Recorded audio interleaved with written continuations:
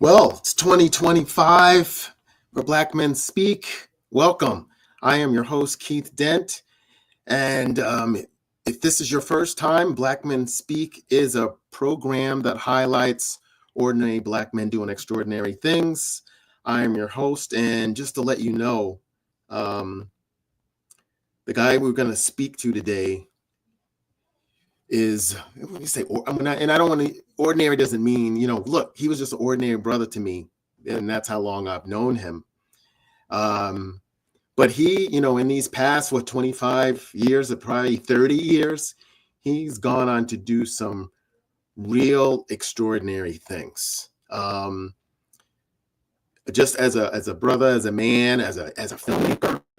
And I just couldn't wait to do this. One of my goals for 2024 was to have someone of his caliber on this podcast. It didn't happen, the way schedules, kind of work.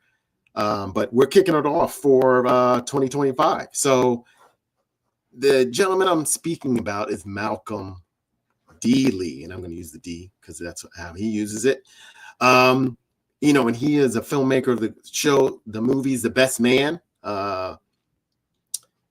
Roll Bouncers is one of my favorite movies, by the way. Welcome, Roscoe Jenkins. Best Man, to say, just to talk about a few. But he's also the founder of Black Male Productions, and that's a film and television company that's dedicated to telling diverse stories that contribute to changing and amplifying the narratives of people of color and giving a voice to their stories. I'm just proud because I get to call him friend and a fellow alum. And so we're just going to, chop it up for about 45 minutes to an hour, because, I just love to hear about not just the movies themselves, but how he just goes about the process of being, writer, director, those things that we don't really get the luxury to hear about all the time unless we're, in the business. So I'm just going to bring him up. Malcolm, my brother. Hey, what's up? Happy New Year. Happy New Year, Keith. How are you? I'm doing great. But first I want to kick it off because I know you just recently, received an award just for for your career, for all the things that you have done. So a couple things, because hey, look, we are still relatively young, so we got a little bit of gray, but hey, we've got a lot of I guess work to be done. So to be actually recognized for your career at such a young age, what did you think about that? Just being on stage and talking about that. Well, it was a great honor. It was the Critics' Choice Association celebration of Black film and television, and it was nice, to get that recognition.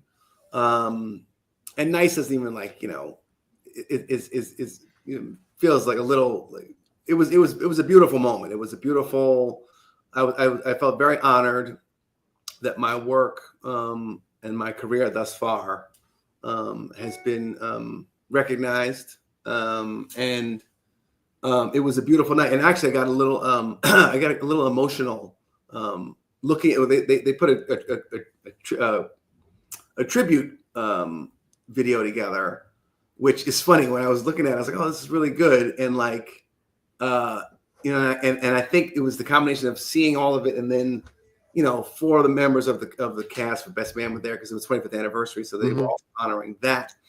So it was a beautiful tribute, and so I got a little choked up. I didn't think I was going to, but I thought like, oh, that's a really nice tribute. But now I look at the video, I'm like, I think they should have changed this. They should fix this on the thing. And it's good, but it could have really like it was really good though, really good tribute. And I think that was nice because my wife was there, and my two of my sons, my agent, and one of my really good friends, Gordon Bob, who also went to Georgetown with us, was my attorney, and so it was nice to celebrate that that night, with getting recognized, because it's like on the one hand, it's like, oh, it's humbling and whatever. But it's kind of like, you know, at the same time, you're like, these moments of recognition don't always happen, and you know, yeah, absolutely. And there are times when I feel like I should be in that conversation, you know,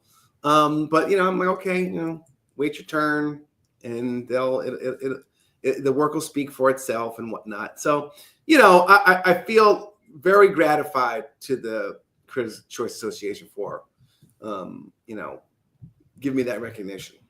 Okay. Yeah, I mean, and you really have done a lot of work. I mean, you've been in the, you know, industry for a long time. So one of the things I thought was quite interesting, and you know, I wanted to really hear this because, you know, of course, when we're at Georgetown together, you don't you know, Brett and I talked about this a lot. It's like we didn't really talk about our goals and what our aspirations were. And you know, and maybe it was the times, but you just kind of fall into it, you know, you think you fall into a job and therefore, and then you do it until you maybe eventually you find the thing that you love. And that was kind of the times back then where now people, you know, young people are, you know, they're on social media and all they can see the greatness that they could achieve, and then they go out and achieve it, which is a little different. So my question was, did you actually, you know, back then when you're at Georgetown, did you, you know, talk about this with your immediate boys and say, well, I want to do this? Or did you, I mean, or did you kind of fall into it? I mean, granted, we all know, or people that know, you know, Spike Lee was your cousin, so you did see that. But I'd love to hear, you know, how you came about knowing that you wanted to do this and then talked about it amongst your friends. It's interesting, you know, that you say that about, like, you know, us not talking about our goals and aspirations as, you know, back then in the late 80s, early 90s. And I think, you know, we were a generation of Black folks in particular. And I think that this is statistically, this is true. Like, we're the most successful financially of any generation of Black people, because we came out of the civil rights movement, and there were all these, you know, affirmative action, and we have to get, you know, these poor Black kids short chances and choice. And our parents, and I don't know what your parents were, but, like, you know, mine were like, okay, the expectation was you go to school, you get a job, and, you know, right, and, you know, make a way. Education is the key. Right. You know, yep. All of it. And so I think we were in that, and then there were a lot of people who were like, your parents, like, you're going to do this job because this is going to make you money. You know, so a lot of Black kids have been in business school and accounting, and you know, going to law school or what have you. I think for me, you know, my father was a jazz musician. I was a kind of an artsy kind of kid. I didn't really belong in Georgetown, to be quite honest with you. Okay. You know, the things I was interested in, and I didn't know that I was going to pursue film necessarily when I, you know, was applying to schools. And then, first of all, my parents were going to say, they said, you're going to go to a Black school. I was destined to go to an HBCU because they were like, you've been around white folks long enough, and okay, you're going to be something. You're going to be something for your people. You need to be around your people. And so I always felt like that. I don't know how fair that was, given that you had put me in, you know, private school since I was in 5th grade. I was the only Black male there. Wow. Okay. I'm sorry, in my grade, not the whole school, just in your grade. Okay. Grade, and that went on for, like, that was 2 different schools for 8 years, and so there was something in me in competing with these white kids and wanting to be on honor roll and whatnot that I said, you know, like a Howard and a Hampton, 2 Black schools I applied to, they did not know me in the way that these other schools would. Not just with test scores, essays and personal statements and recommendations and whatnot.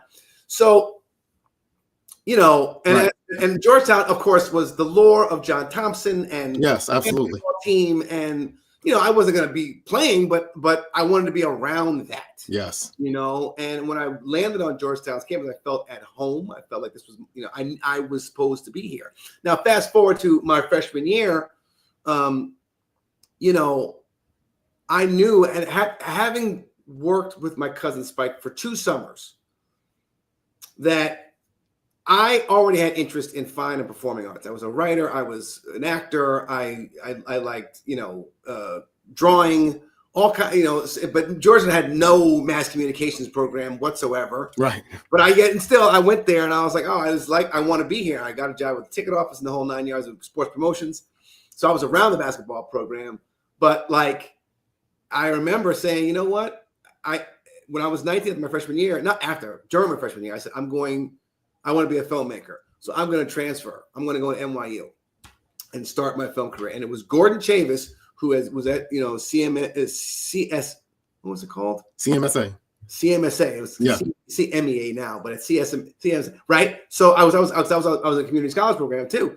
And I was just like, yeah, I want to do that. He was like, well, why would you do that? Why would you want to start your career so soon?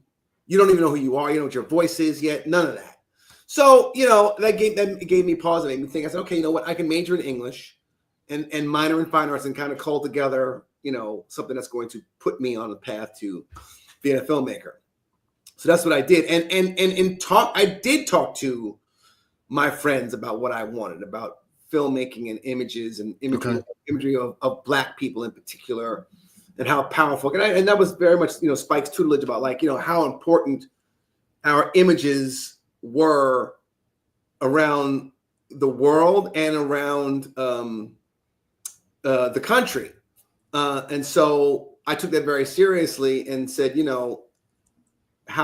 what voice can I have in helping to shape that? Mm-hmm. So yeah, I did. I remember talking to a couple of people. I would bring them along. Hey, maybe you can go into film too, and like right.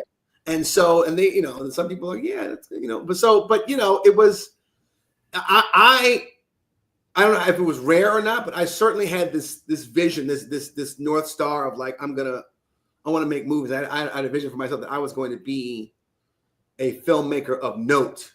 Not necessarily in the industry, but certainly in the Black industry, right? Like I felt like it was going to be Spike. It was probably going to be Ernest Dickerson at the time, and it's going to be me, right? And so, of course, I did have an impact, and it's and part of it is because I went to Georgetown. The friends I made, the experiences that I had, all informed my writing and certainly informed The Best Man.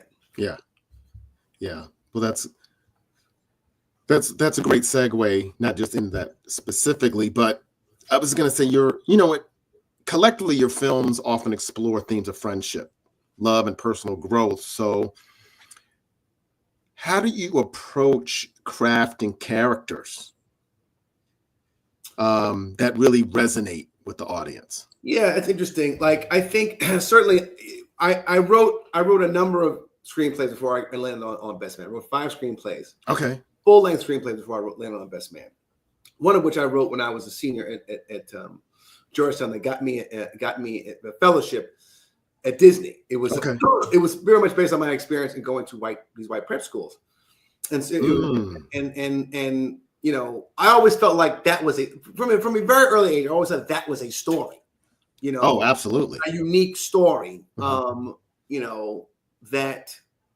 could and should be told. And I wrote I wrote four others. And then when I got to Best Man, it wasn't, I wasn't even trying to direct Best Man. I was going to write it because I thought I could write something very commercial that would sell. And I would use it to make another film that I had crafted. But in approach to character, I mean, I think always when you're creating, and I learned this, I learned with a couple of professors at Georgetown and reading some screenplay writing books and some other professors I had at NYU or whatever.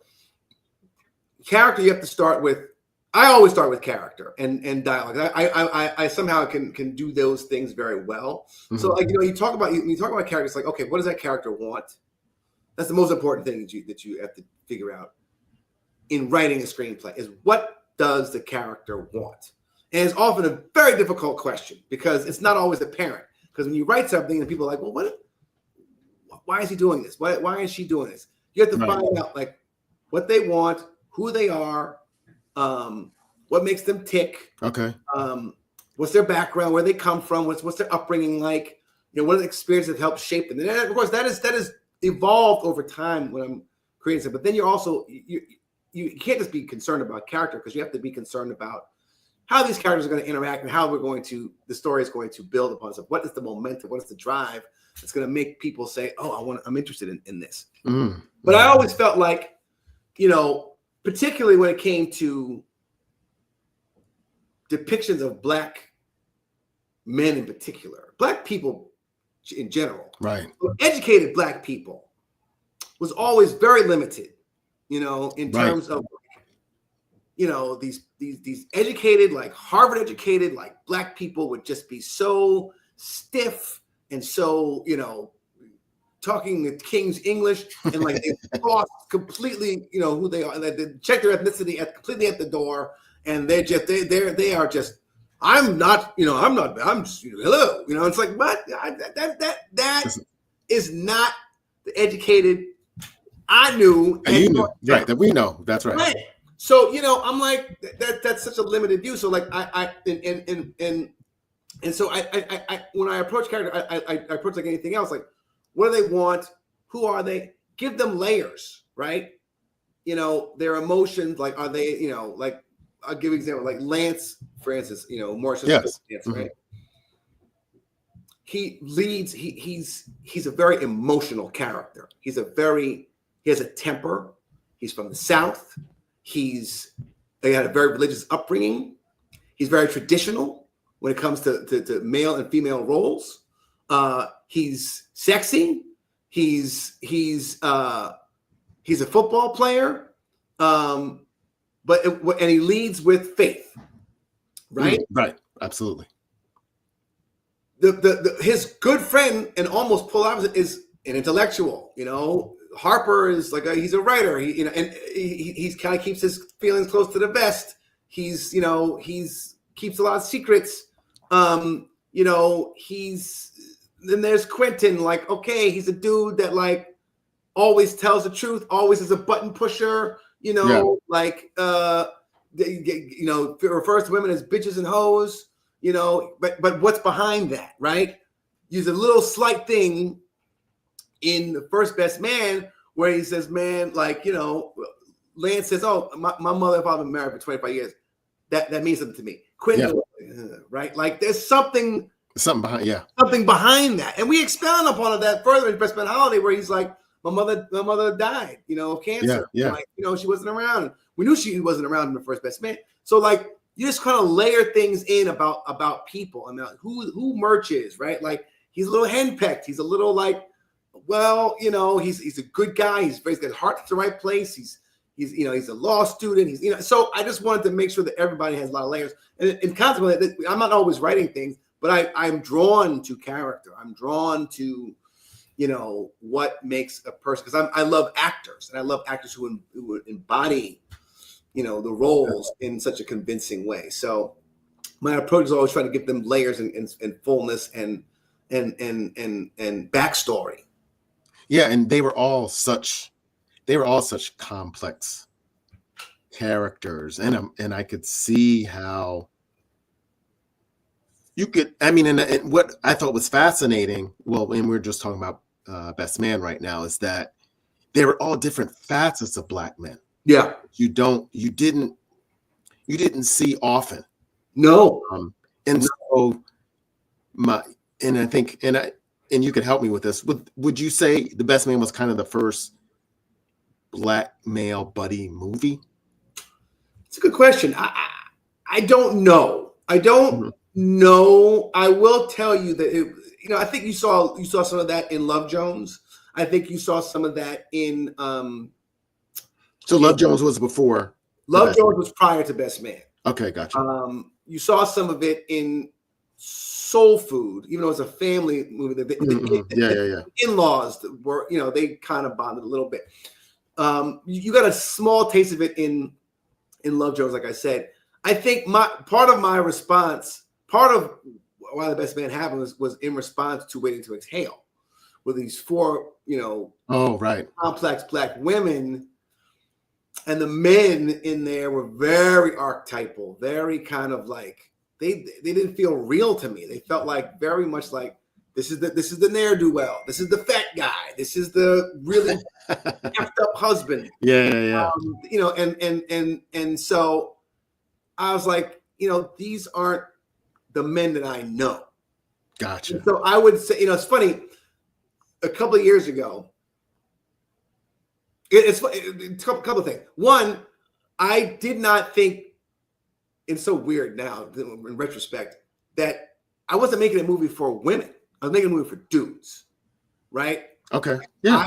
I wanted fellas to be represented. I wanted fellas to come in, but it's a wedding movie, so like dudes aren't like traditionally going like, oh yeah, let's go see that wedding movie. Like they want to see like the women want to see the romance and the okay, right.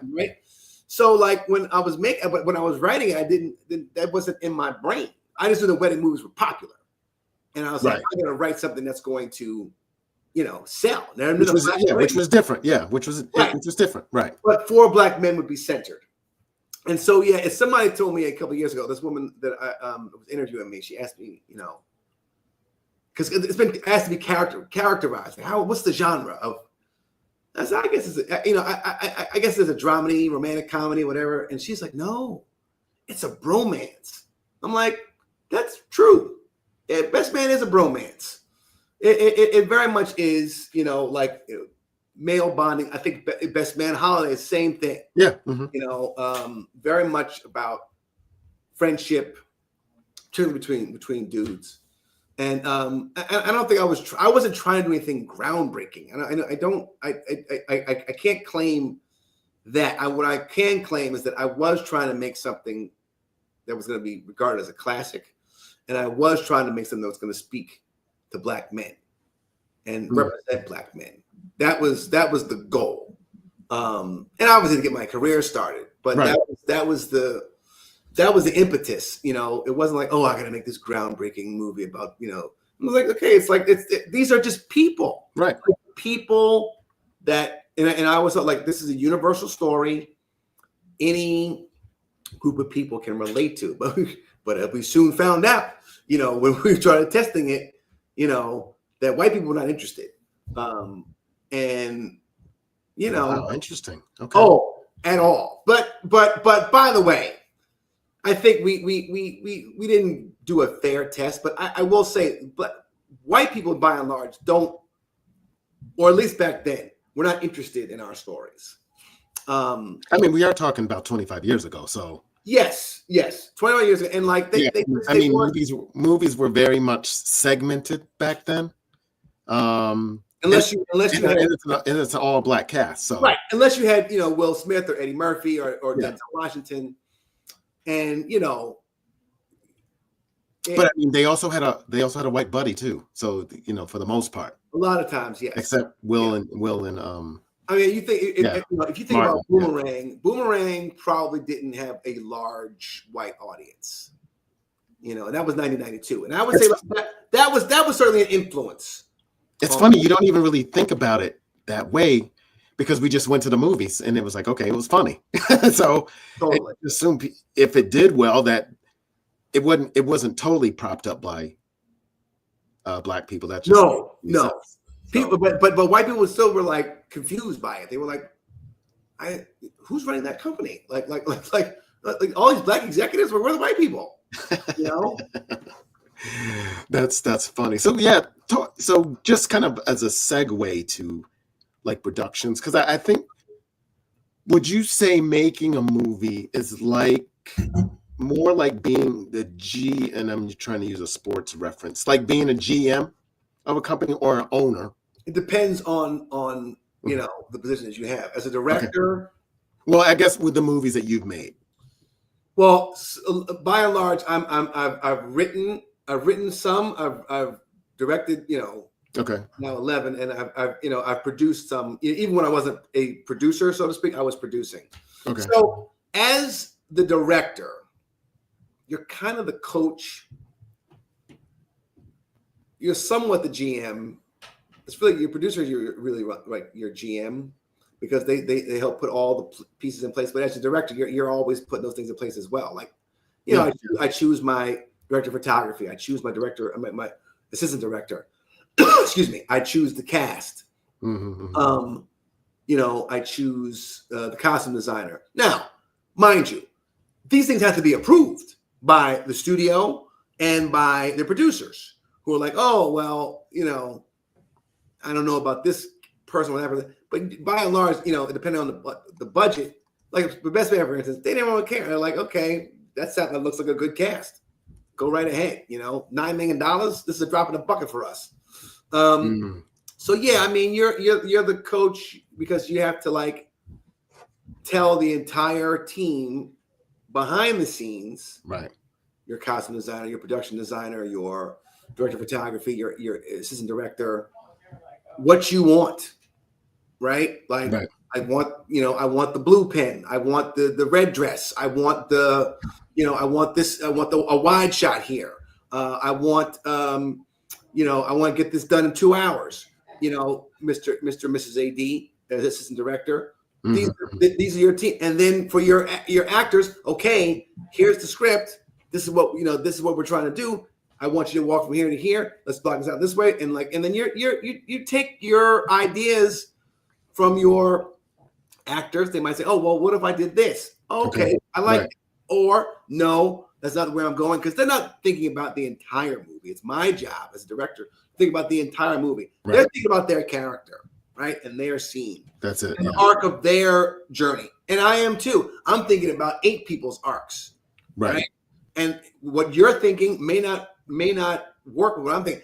What you did in scene 8, I don't need you to do in scene 25, because we've already told that story, and we've already communicated that. Same thing when you're working with the editor too. You're like, okay, like an editor can really help you figure out your storytelling, because it's like, okay, you have a 2.5-hour movie, you got to get it down under 2 hours. But I love everything. Everything looks so good. The audience loved it. Blah blah blah blah blah. No. You've got there's air in this thing.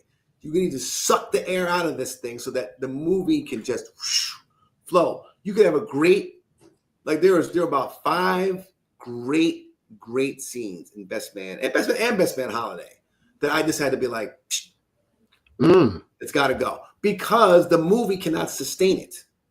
The movie cannot hold it. You have to. There's a script. There's shooting the script, and there's editing it, and you have to. It's wise to edit as much as you can in the script first, but that scene that was 5 pages that you said this has to be in the movie. There's no way this cannot be in the movie. You get to the editing room and it's a great scene, but it doesn't. Tay looks at Nia, and you've told the whole scene in 5 seconds, right? Because of a look that an actor brings to you. You know what I'm saying? So there's so many things that can happen over the course of the movie, and you can cut some stuff out of your script, but it might be to your detriment later on in the editing process. It's so funny. Because I was in the beginning, I was try to show a clip, kind of an intro, but then watched the card scene when they were trying to hint that Lance, your girl is like, she's not she's not completely faithful, so to speak. And it was just, I was like, wow, this is kind of intense. And I was like, is that one of the, I'm sure one of the, so I could see in the scenes, because it wasn't just in the words that were being said, it was the looks that were done, it was the music that was also transformed, and then it was like, oh shoot. And then when he flipped over the table, and I was like, oh man, this is kind of powerful. So I can understand what you're saying. It's like, it's funny that scene. It was a 10-page scene. We had to cut a piece of it out because there was a Biggie song we couldn't clear that they were reciting the lyrics to. And and I hated to lose it, but you didn't lose it. And the studio was very, very worried about that scene. It's like 10-minute dialogue scenes. They just don't last because they're just like, okay, what's the point of this? Let's get. But I knew I knew it was one of the strongest scenes in the movie, and it sustained. I guess it's probably about 8 minutes on screen, which is that's a long time to be in one scene. But we beat the scene up. We rehearsed it, quite a bit. Right. And, the fellas understood what the scene was and what it needed to be. And so, it was a very happy, sometimes you guys stick to your guns. Other times you got to listen. So I did it. That's one of the times I talked to my guns. I was like, this is what we're going to shoot this. And this yeah. So, I guess you've been in the industry now, I guess, what, three decades? Is it about 3 decades now? Yeah. So how have you seen opportunities for Black filmmakers evolve? And do you think, there's still room for improvement?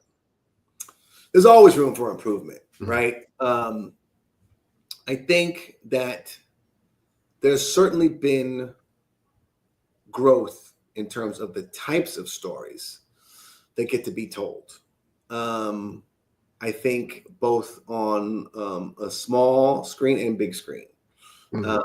So I think from the time that I was making, first starting out, even before I started,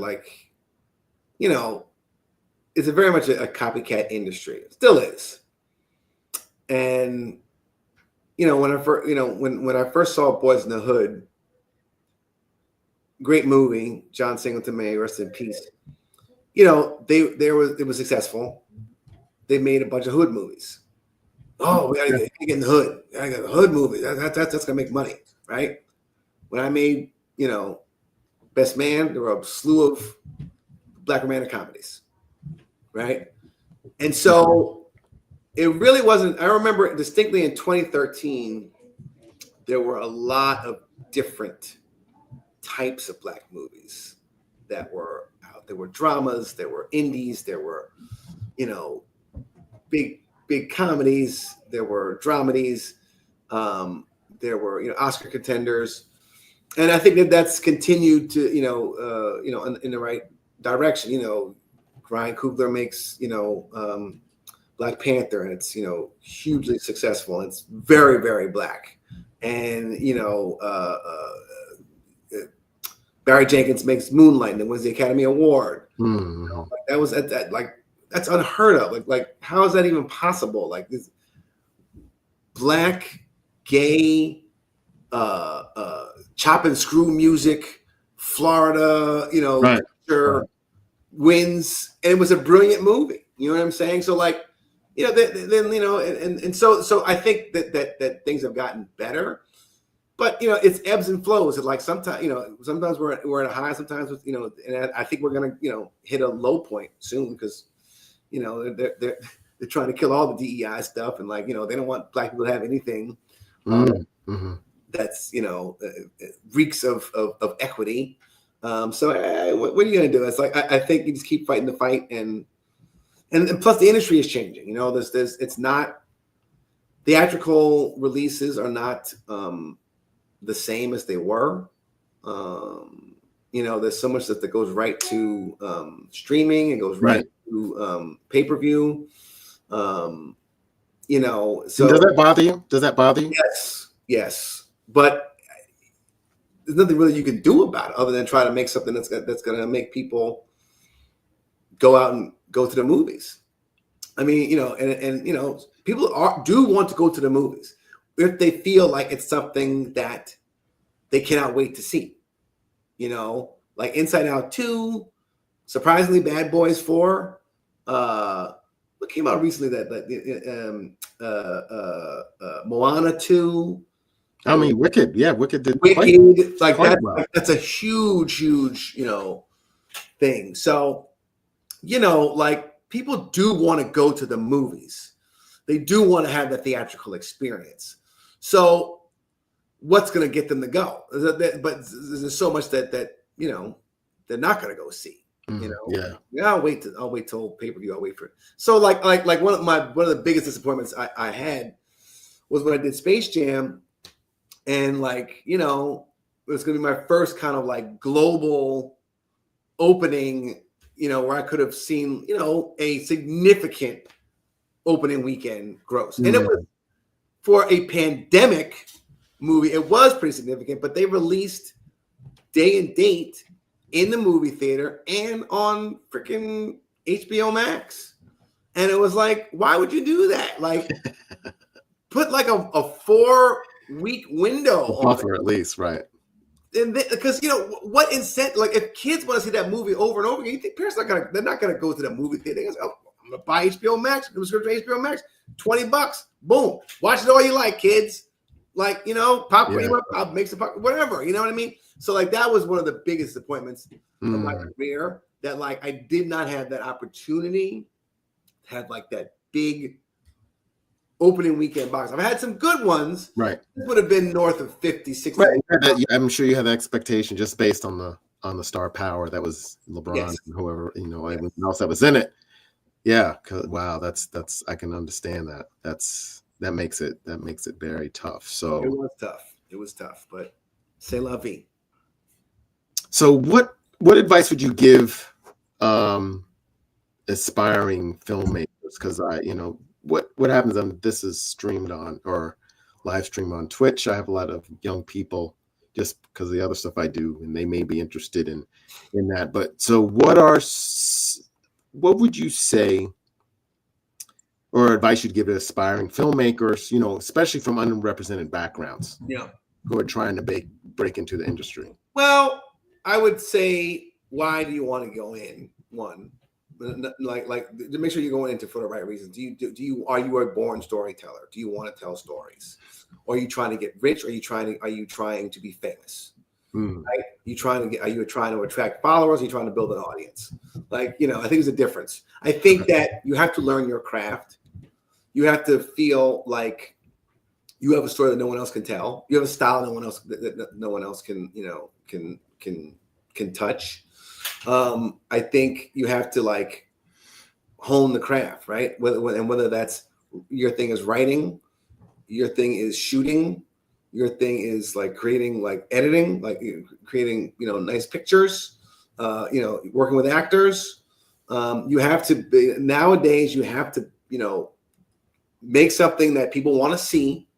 And then, I don't know the traditional route at this point is going to a film festival or not. I think that it's a good way to get exposed, but you got to start you may have to start on creating your YouTube channel or Instagram or whatever. But it's got to be worthy of public consumption. You have to put something out there that people that is not just flash in the pan, whatever. Unless you're gonna make this stuff all the time. You know what I mean? Right. But is it an issue that most kids that don't read? I don't know what's happening with kids and they're not reading or not. I don't know. I think that. Well, because I would think that would be important to understand character development. Because I guess it's hard. It's helpful. It's hard to figure out a character. I think all of it is valuable, Keith. I think reading the classic, reading books, studying film, studying great movies, listening to directors' commentary. I think it's all valuable in the storytelling process. Right. Some people are great storytellers. Some people are just great visual artists. You know what I mean? And there's no one way to break in or to do things. It's just, it's a process. It takes time. It doesn't happen magically overnight. And you have to have resilience. You have to have patience, and you have to have, thick skin, because you're going to know a lot. Right. And you're going to hear, you'll be rejected. Now, mind you, Doesn't mean that they're right. Doesn't mean, like, I've written many things and pitched many things that were before their time. You know, they were like, oh, no, that's not going to work. And then, 2 months later or a year later, not somebody stole my idea, but there it is. They don't know what they're looking for most of the time. The gatekeepers or what have you. And it's a tough thing, but you gotta, okay, that didn't work. On to the next. Right. Yeah, and based on your, filmmaking and being in the business, how have you applied what you learned from that in your personal life? Or have you? Well, I think I'm such a person that just kind of like is all in when they're doing a project. Okay. That's not always a great thing, particularly when you've got a family and you have to, like, check in and be attentive. I think, there's I think, I have a very strong work ethic. Okay. And I don't know that that's always, it's really good, to keep to keep making a good project and to keep food on the table. It's not always great for interpersonal relationship. Always. Sometimes it is, sometimes it's not. Mm-hmm. It's like, I'm fortunate that I have, a support system at home, from starting with my parents and then, with my wife, that just like, hey, supports and do what you got to do. I feel like nothing is more important to me than hard work in terms of getting up a ladder or getting, to be successful and to be, and to have, this progression in life. Like, I think you have to work hard. I will much rather take a person that works hard than take somebody who thinks that they're talented, Okay. Because that's important. It is. Talent's important. Now, don't get me wrong. Talent's very important, but you got to have work ethic.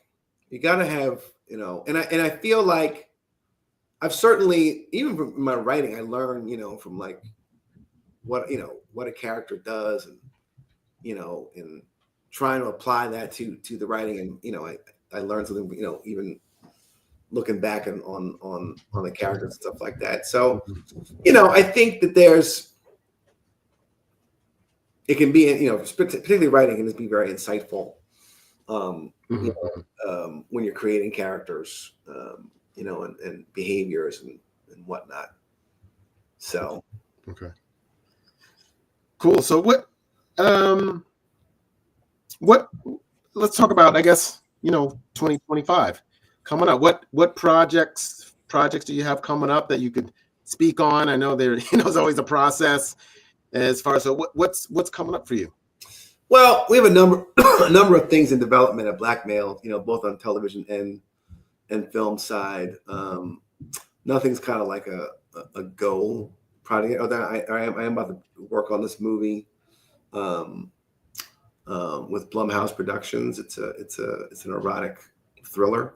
I'm about to shoot. So would that be considered something different that you've done?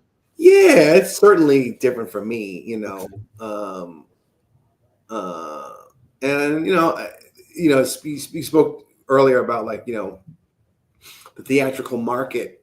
People still want to be scared in movie theaters. Okay. They still want to see a spectacle, or they want to see something that, scary. I think they would come out for a comedy if it's the right comedy. But what's funny?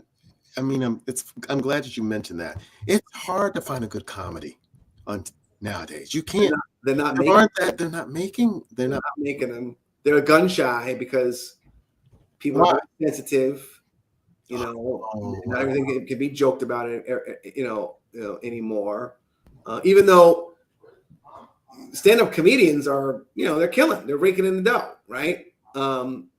They're doing weekend. They're doing dates every weekend.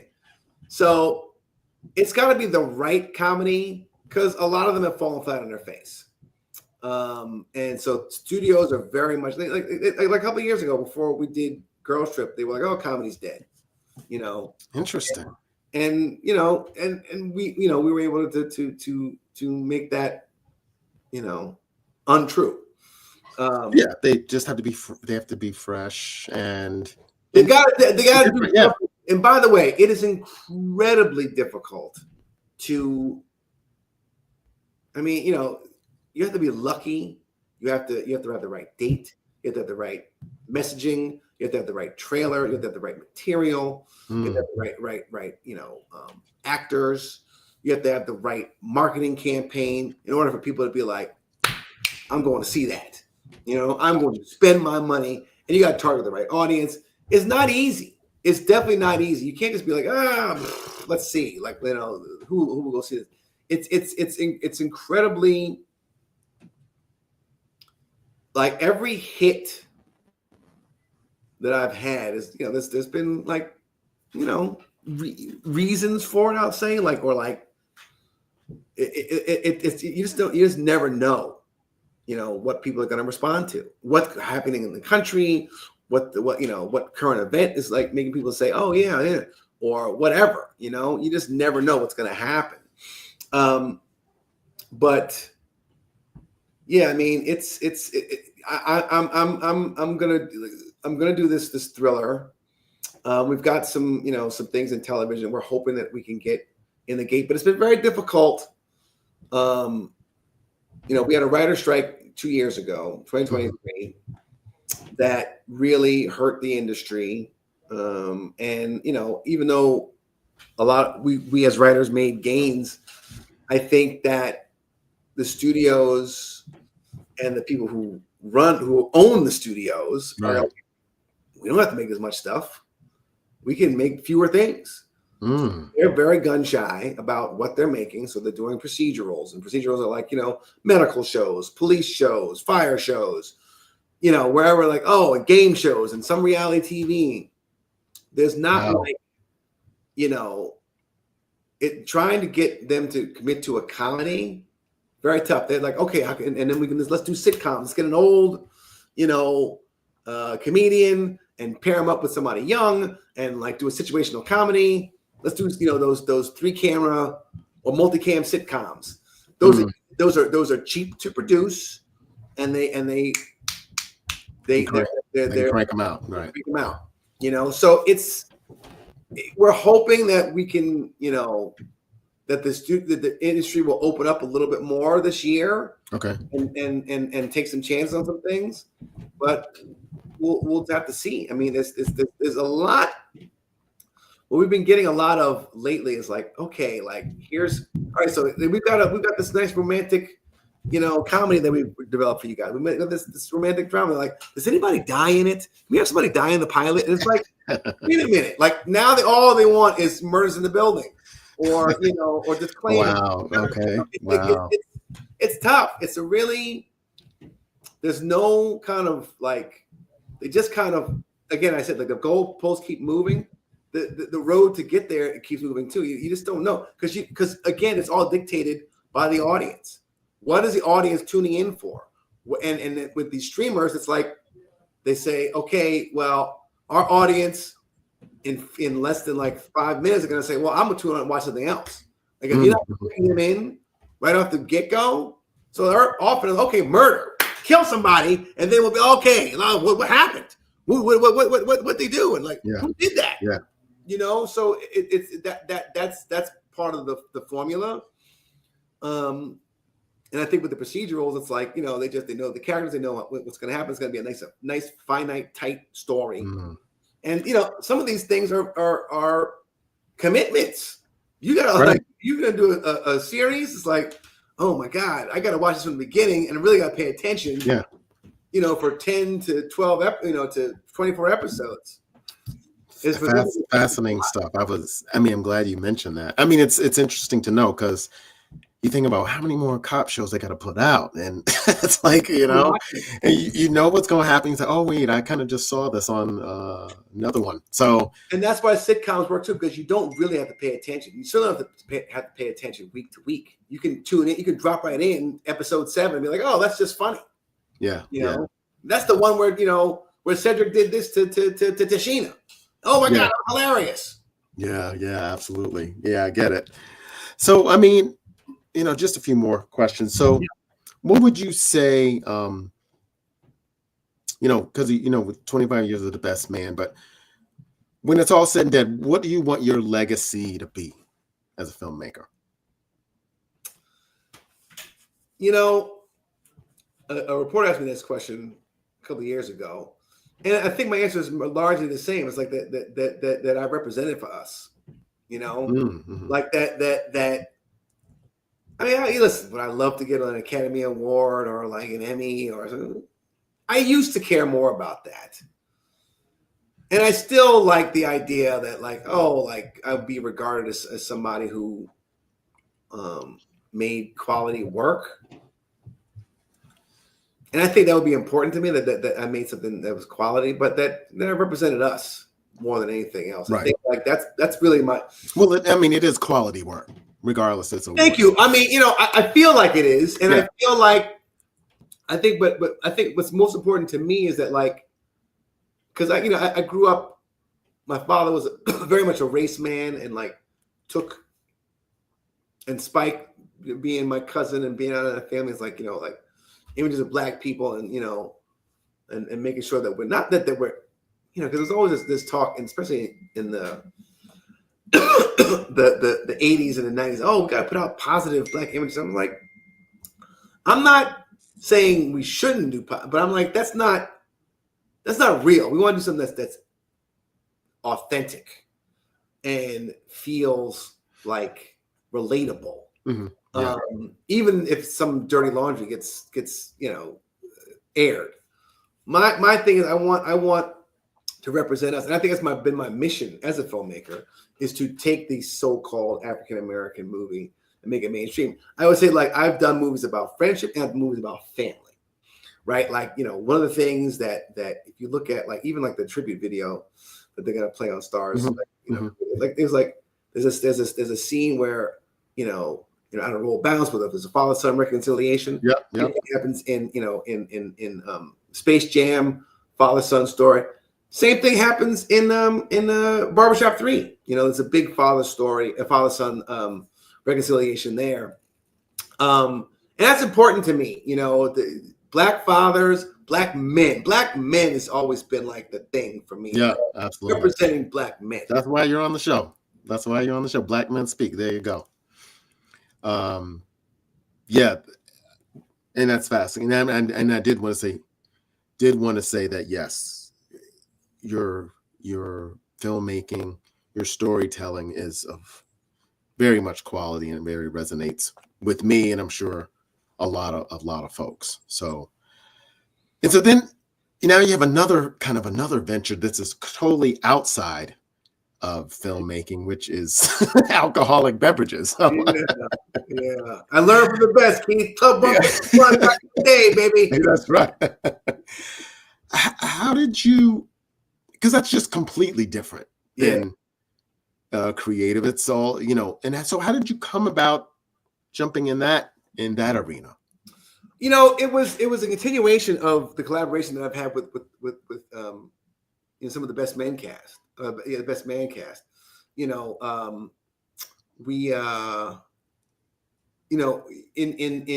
in Best Man Final Chapters, it was always that was part of the props. It was a little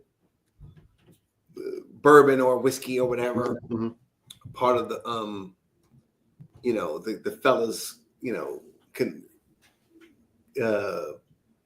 getting together, playing cards, whatever, hanging out. And Harold Perrineau, who played Murch, is he said, there's a lot of brown liquor represented in this. Why don't we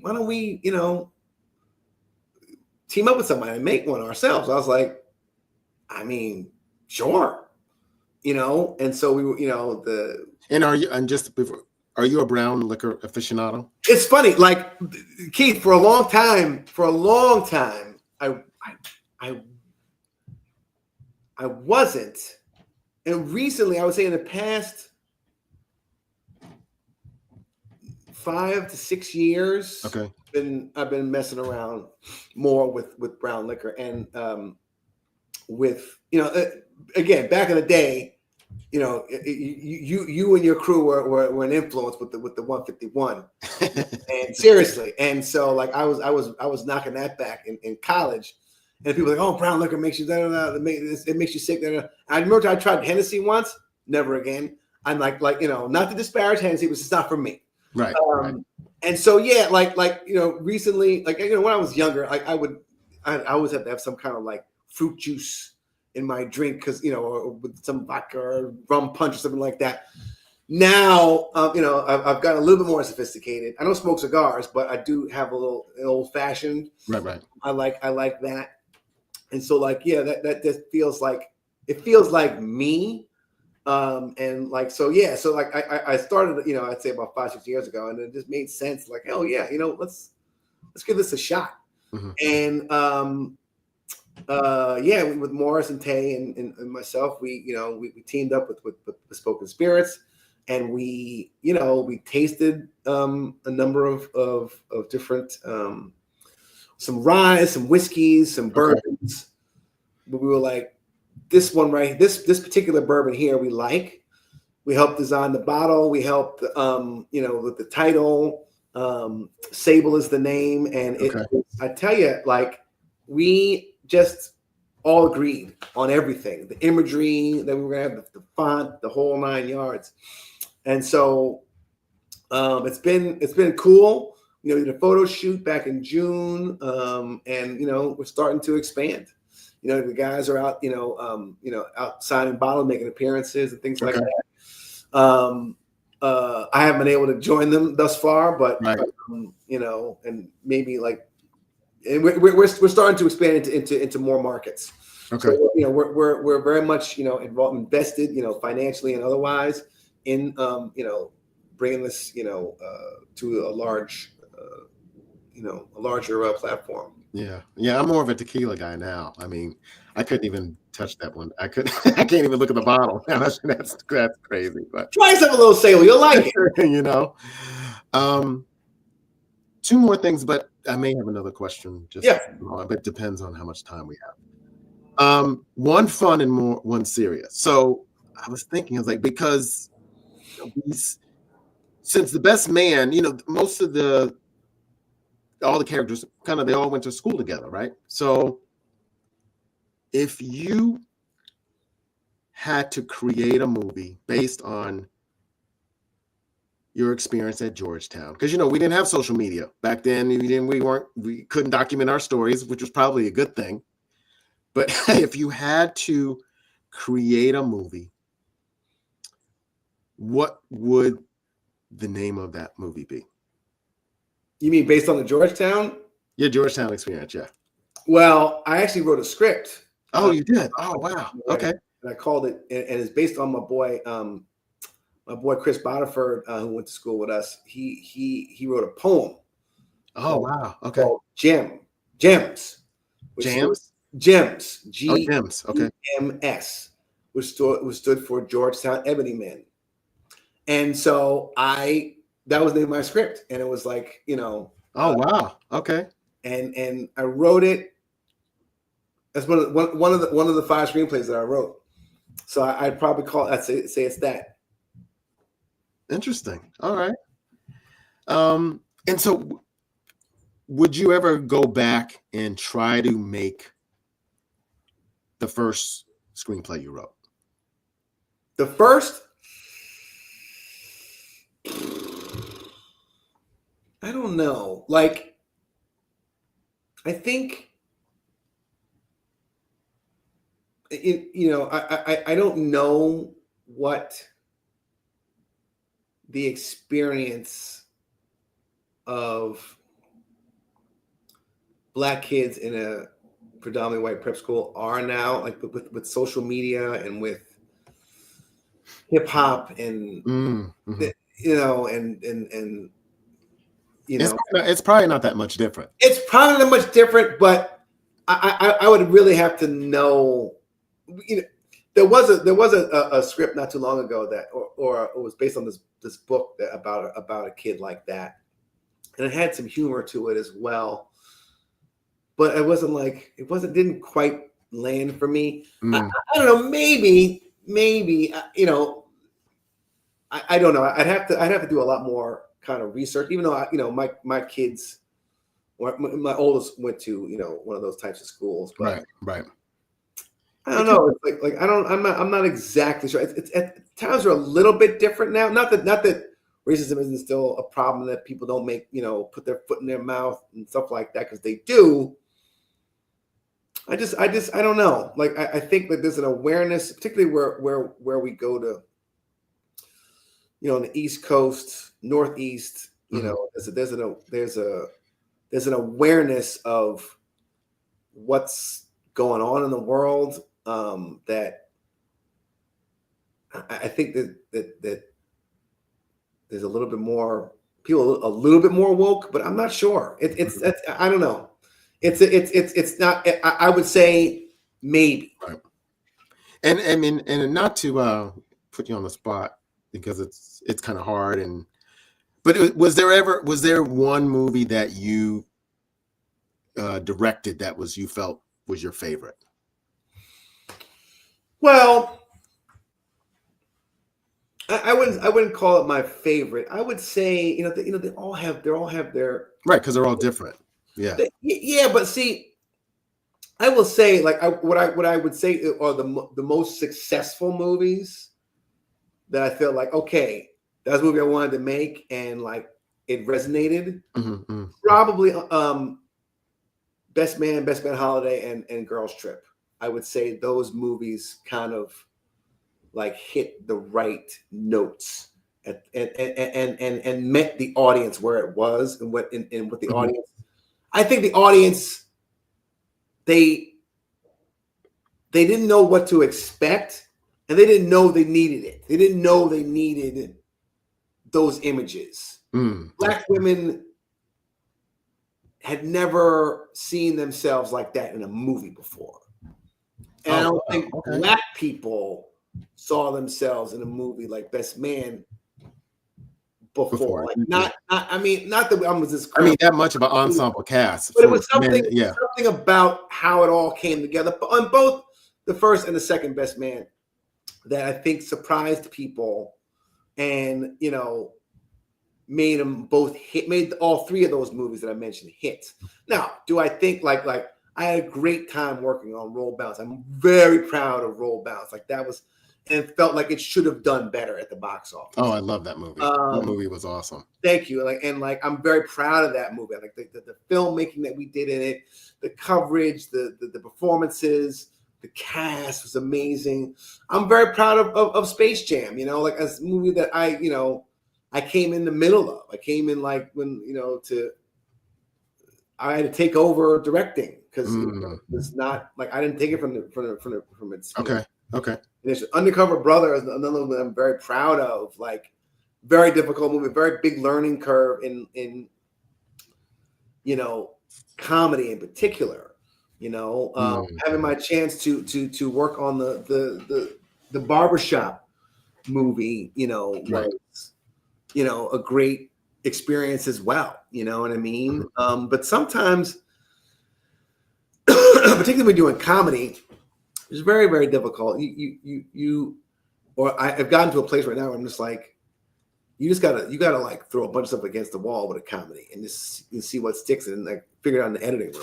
Like, you have to have a plan going in, obviously, about how you want things to go and whatnot. But comedies are so great because you must cast funny people.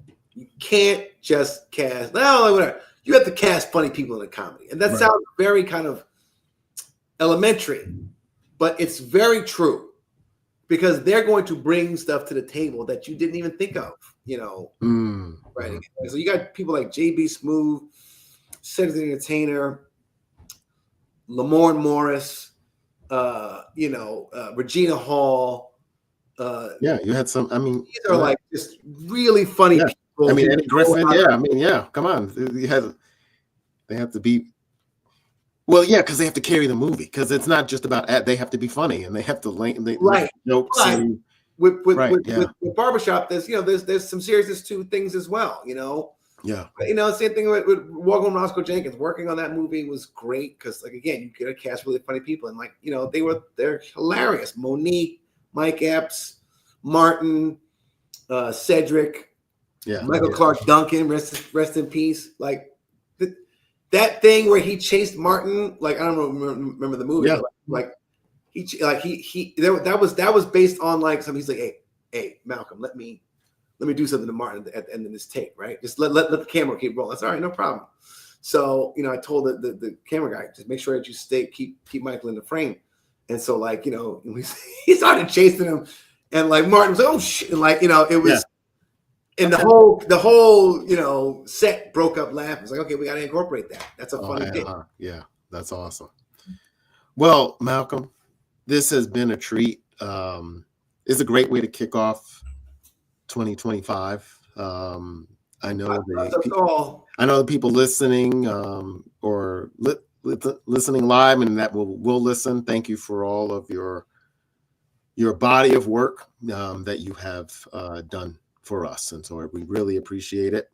In this last question, I always like to feature. It's always usually a surprise because, especially as Black men, we take on a lot to do for our families, and we don't always think about ourselves sometimes. And making sure we get our mental health, or just think about the world from our perspective. So this question is, how are you feeling right now as a Black man in 2025?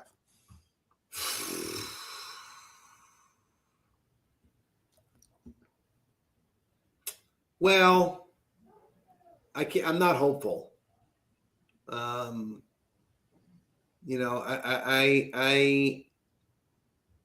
I feel anxious. Mm-hmm. I feel a little bit of dread. And not so much. I can't say it's not for me too. Like it's gonna be a lot worse for other people than it will be for me. But I feel for people. I feel for I feel like what I would say to people is when the election happened and we got the results that we got, I just said, okay, you got to prepare yourself. Prepare yourself for some BS. Protect your peace more than anything else. And don't look for something that's going to jump off, but just be prepared for the untoward to happen. I feel like a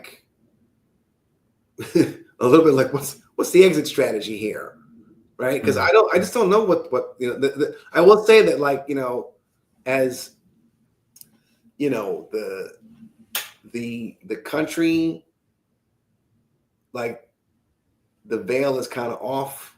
You know what I mean? Like this, like, to believe in the promise of America. Sorry, like there's none of that. Like I don't. I'm just like a little bit every man for himself, and have a collective consciousness. Support Black businesses. Don't spend your money where it's not gonna circulate. Back to you. And for those who are out there, like, make as much money as you can, right? Like, as far as capitalism is concerned, like, this is a capitalist country, and I'm saying do it legally, don't do it illegally, because they're gonna get you. I wish I could be more hopeful and more like, but I'm not. don't feel hopeful for the country, because it's just like, okay, you have told us who you are, America. You don't really care about black people. You don't care about anybody but white men. And as a black man, I'm kind of like, okay, I know where I stand, and so I'm gonna try to negotiate the world as best I can, and try to like protect my family, protect my friends, and give as much advice as I can, and keep stepping and try to like keep on with my mission in life. Right. So I wish I was more optimistic, but no, I mean, yeah, I mean, but that's real. I'm glad that you shared that, with us, because I mean, that's your perspective, and I think that it's sad. It's sad and scary. It's a little. I'm a little. But at the same time, I'm like, okay, this is what it is. Like, well, I mean, and I guess one of the things is, hey, we know there's a higher power. God is in control, and He got us through. He got us through before. Yeah. Again, and I think also at time is that we now have to start the band together and also think about our fellow people as well, ones that we know need lifting up, and we need to do that a little more. No, I agree, and I want that to be. I mean, we're they've done such a number on us, in terms of like white supremacy, in terms of like how we're not supposed to be supporting one another. We're crabs in a barrel, and right, and whatnot. And I think that there's it's funny. People are like, oh, stop worrying about the white gaze and and identity politics and blah blah blah. I was like, yeah, I agree to a degree. But at the same time, I don't want to see your pants hanging off your butt. I don't want to see you with a do-rag on the airplane or your pajama bottoms on in the terminal. I'm sorry, I don't. And I don't think that's a white gaze. That's just having pride in oneself. Yeah. So, look, I'm not trying to dictate to anybody. People live their life and whatnot. But yeah, I would love for us to. Well, I love more political and economic power in our community. Now, what is our community? Like, we're not the same as the Irish and the Italians and the Chinese and the Japanese, right, and the Middle Eastern community. We're not. We are the part of this country from its inception, and we don't have a place. We don't have a home. So it's or community, so to speak, because it's like, oh, I got to get mine, homie. Well, hopefully, you'll be able to maybe tell that story, to bring it home for us, and especially for our young people. Yeah. And that's what you do. Well, that's what you've done for me, and I think for Black men, and the stories that you've crafted has really resonated, and we really appreciate all your work, and we thank you. Well, you're very welcome. I hope to keep doing it. I love and believe in Black people, and I want to see us win, and I want to see us achieve, and I want to see us, I just want to see us win. I want to see us win, and I want to see, because we are such a beautiful people and culture, and like, we influence everything. We don't get the credit for it, but we influence everything. Nothing in this, not just the country, in the world travels like our culture, like our creativity. And we have to recognize that, and recognize our beauty and our special gifts that we need to cultivate ourselves, and then collectively, we are such a powerful conglomerate, and we just don't know it collectively. Yeah. Well, thank you, sir. Good luck to you, and safe travels where you may be, and look forward to your next work and talking to you again. Thank you, man. Good to see you. All right. Good to see you too.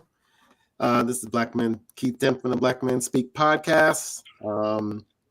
Look forward to the rest of 2025, and we'll see you soon.